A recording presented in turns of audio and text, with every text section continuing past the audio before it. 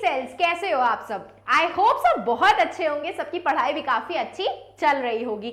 जिसको और अच्छा बनाने के लिए आ गई हैं आपकी अपनी Gunnu ma'am, biology master teacher at Vedantu.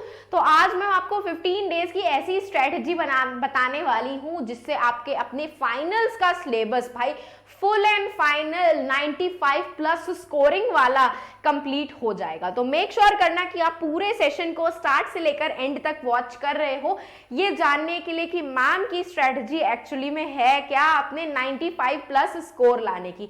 चलो तो let's begin our session with a प्यारा सा message for all of you. क्योंकि भाई आपका एमवी सेट का जो टेस्ट है वो आज आप लोगों ने दे दिया होगा, तो आई होप सबके टेस्ट काफी अच्छे गए होंगे। तो चलो स्टार्ट करते हैं हम अपने A+ लाने के सेशन को। तो सबसे पहली चीज तो ये है कि अगर अभी तक स्टडी प्लान नहीं बनाया है तो जरा बना लो। मतलब क्या है कि कौन सा सब्जेक्ट को कितना टाइम देना है, क्या क्या प्रिपेयर करना है और कितना सिलेबस आपका लेफ्ट आउट है, ये जरा प्लीज नोट डाउन करके रख लो। क्योंकि भाई अभी तक अगर ऐसा नहीं किया है तो सबसे बड़ी गलती आप यहीं पे कर रहे हो। क्योंकि आपको अभी तक ये नहीं पता होगा कि सिलेबस में क्या क्या चीजें कंप्लीट करनी है, क्या क्या चीजें नहीं कंप्लीट करनी है, तो फर्दर आगे कैसे प्रोसीड करोगे।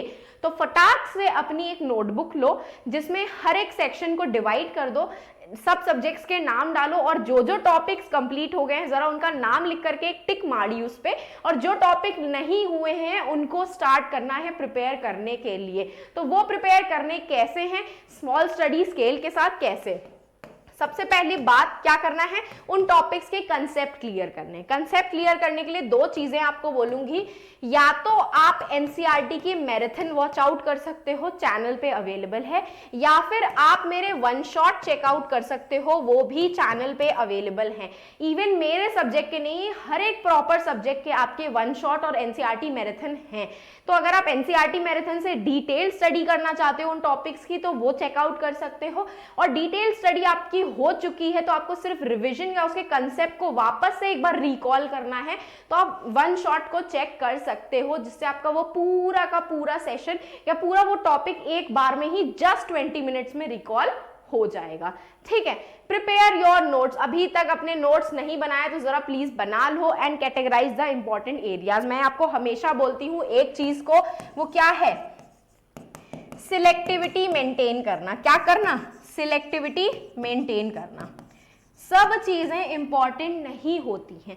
स्कूल में आपको इंस्ट्रक्शंस मिले होंगे कि ये टॉपिक इंपॉर्टेंट है, वो टॉपिक इंपॉर्टेंट है, इस टॉपिक से इतने मार्क्स का आएगा, उस टॉपिक में से उतने मार्क्स का आएगा।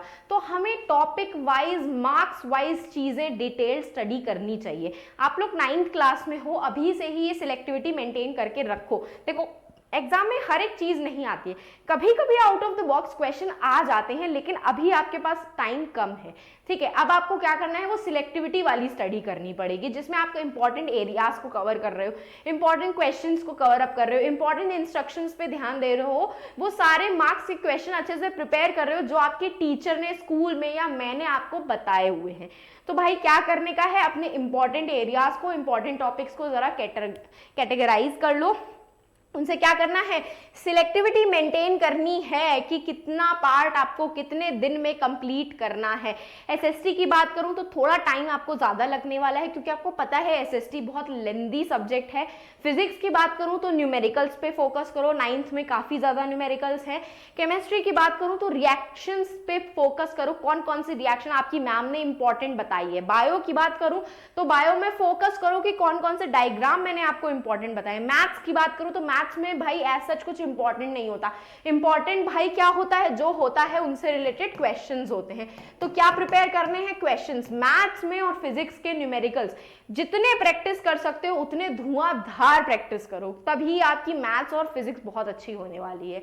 नेक्स्ट बोलूंगी टेक्स्ट बुक स्टडी। अगर आपको लगता है कि आप टेक्स्ट बुक से पढ़ करके थोड़ा अच्छे से समझ सकते हो तो देखो एनसीईआरटी सेशन वॉच आउट कर लिए, वन शॉट चेकआउट कर लिए, एक बार थॉरली रीड कर लेना। बट क्या करना, कुछ लर्न करने की रिक्वायरमेंट नहीं रहती है टेक्स्ट बुक से, अपनी एनसीईआरटी की ही बुक उठाना और लाइन बाय लाइन एक बार उसको रीड कर लेना।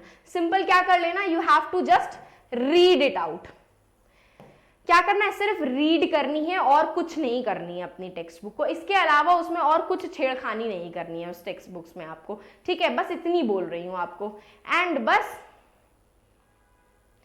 Practice mock paper and previous year question paper. अब ये पॉइंट मैम आपको तब बोलेंगी जब आपका पूरा का पूरा क्या क्लियर हो गया होगा, कंसेप्ट क्लियर हो गया होगा। अगर आपका सिलेबस कंप्लीट है, अगर आपका सिलेबस कंप्लीट है या फिर आपको लगता है कि एक एक टॉपिक कंप्लीट करने के बाद आपको क्वेश्चन प्रैक्टिस करने हैं, तो सपोज करो आपने टिश्यू का चैप्टर कंप्लीट कर लिया, उसके क्वेश्चंस लगा लो, ग्रेविटेशन टॉपिक कंप्लीट कर लिया, उससे रिलेटेड क्वेश्चन लगा लो। अगर आपको क्वेश्चंस की वेराइटी चाहिए तो क्लास 9th के वेदांतु चैनल को सब्सक्राइब कर लो। इतने सारे वेराइटी ऑफ सेशंस अवेलेबल हैं जिसमें मैंने आपके बाकी सारे फेवरेट एडुकेटर्स ने बहुत एक्सेस अमाउंट में PYQs के सेशंस लिए हुए हैं, इवन वीक क्विज के सेशंस भी हुए हैं जिसको आप प्रैक्टिस कर सकते हो। तो वहां से आपको कोई प्रॉब्लम नहीं होने वाली है, बस आपको अपने कंसेप्ट को क्लियर रखने का फोकस करना है। वो आप वन शॉट से या फिर NCERT मैराथन से चेकआउट कर सकते